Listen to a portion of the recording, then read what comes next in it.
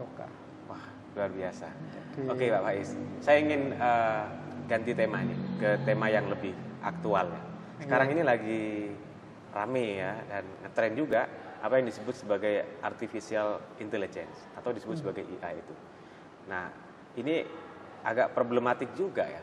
Di satu sisi itu menunjukkan sebagai perkembangan teknologi dan banyak digunakan oleh para akademisi termasuk juga oleh guru. Tetapi di sisi yang lain kadang kita juga memikirkan, mempertimbangkan soal krisis otoritas guru ya. Misalnya orang sekarang mau belajar sesuatu, punya pikiran tidak harus datang langsung, tidak harus bertanya kepada guru, kepada kiai, tapi dia cukup dengan buka tadi itu, buka Google, buka dan lain sebagainya. Gimana Pak Faiz merespon dan mengomentari itu? Ya, yang pertama ya namanya ciptaannya manusia itu pasti tidak ada yang sempurna. Ada manfaatnya, tapi juga pasti ada kurangnya. Akan selalu begitu. Wong manusianya sendiri memang tidak sempurna. Yang pertama itu ya. Maka ketika kita merespon itu, ya kita ingat-ingat saja itu biar tidak kagetan. Waduh, ternyata dari HP ini bisa membuat orang apa gitu ya. Ya tidak apa-apa, ya itu salah satu efek bawaannya. Tapi seperti tadi AI dan macam-macam, kalau dalam bahasa filsafat itu ada istilah disruption and abundance. Disrupsi itu kekacauan yang ditimbulkan, abundance itu kelimpahan. Kekacauan dan kelimpahan. Manfaatnya juga besar, kekacauannya juga ada. Kuncinya apa? Manusianya. Jadi kuncinya tidak bisa kita menyalahkan alat. Wong alat itu harusnya ada dalam kendali kita. Tidak bisa, bukan Pak. Sebaliknya ya. Mungkin Mas Ali, kita sekarang malah kebalik, Pak, dikendalikan oleh alat. Itu kan kesalahan kita berarti. Kita salah memposisikan alat-alat itu sampai terbalik, kita yang dikendalikan oleh alat. Ini saya tiba-tiba teringat Mahatma Gandhi. Mahatma Gandhi itu punya prinsip, kalau ada teknologi kok nabrak kemanusiaan dan kita tidak siap menghandle-nya, tinggalkan saja. Kalau itu Gandhi ya. Cuma kan hari ini ya sulit kalau kita ngambil prinsip ditinggalkan saja, karena hidup hari ini mau terlibat dengan ini. Bahwa sekarang Pak murid-murid itu Pak sekarang kalau dikasih tugas ya chat GPT lah, ya apalah dan lain sebagainya. Loh, itu tantangan bagi saya untuk guru, tantangan untuk dosen. Bagi guru ya. Iya, jangan dianggap itu kelemahan pendidikan. Tidak, itu tantangan. Lah terus gimana? Sistem ngajarnya yang diganti atau tugasnya mungkin jangan begitu lagi atau seperti apa? Jadi itu tantangan. Kenapa? Yo diakui atau tidak perkembangannya sudah sampai ke situ. Mundur tidak bisa. Kita misalnya ambil strategi sudahlah, pokoknya mahasiswa dilarang chat GPT ya, tidak bisa sekarang. Untuk mahasiswa ya? Iya, murid juga begitu kan.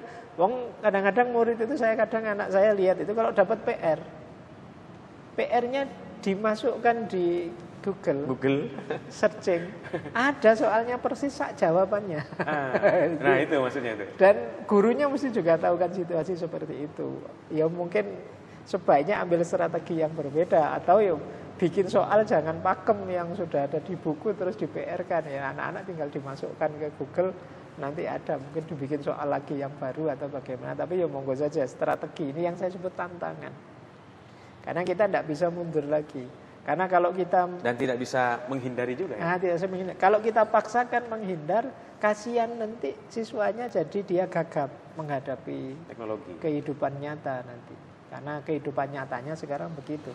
Saya zaman dulu di kampung ada tetangga itu yang anti televisi.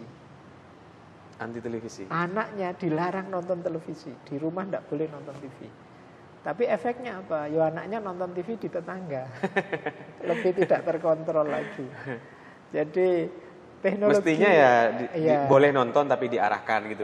Itu yang saya maksud. Kuncinya ada di manusianya. Mungkin tayangan tertentu gitu ya. Bayangan saya daripada misalnya awas ya, tidak boleh pegang HP atau yuk semua pegang HP.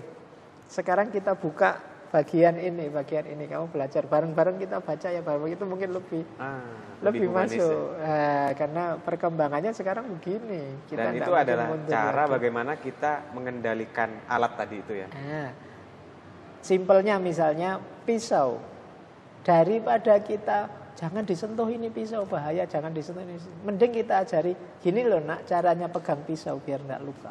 Nah, itu lebih efektif. Diarahkan. Ya, jadi mereka juga ngerti caranya, juga tahu batasnya.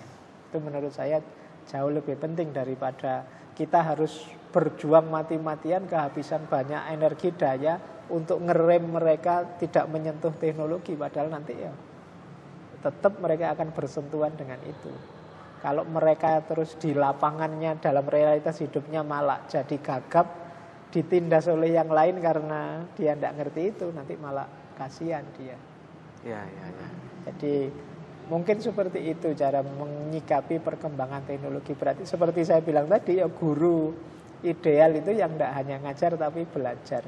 Nah ini termasuk yang harus dipelajari. Tidak hanya mengajar tapi juga belajar. Iya, dia harus belajar terus. Oh ternyata ChatGPT itu begini loh, berarti nanti saya harus gantilah tugasnya untuk murid, justru kamu cari di ChatGPT, kemudian coba kamu ceritakan isinya ChatGPT itu apa di kelas misalnya. Itu kan beda sudah kan, karena ada anak itu yang cuma ngopi saja terus dikumpulkan. Nah, sekarang ganti. Berarti sebisa mungkin kalaupun membuat soal yang sekiranya tidak ada di ChatGPT. Tidak ada, atau kita beri strategi yang berbeda. Justru kita suruh nyari misalnya. Coba cari di ChatGPT ya. Ada enggak gitu? Ada enggak? Kalau ada terus coba kamu jelaskan, kamu komentari isinya ChatGPT itu. Ya. Nah, kayak gitulah misalnya strateginya. Jadi ya memang zamannya berubah Mas Ali. Enggak bisa lagi pakai senjata lama karena situasi barunya sudah begitu berubah. Banyak orang menyebut hari ini, era ini kan namanya new normal. Normal yang baru, karena yang lama sudah banyak yang tidak jalan lagi. Berarti alat-alat, senjata, metode ngajar juga harus mulai update.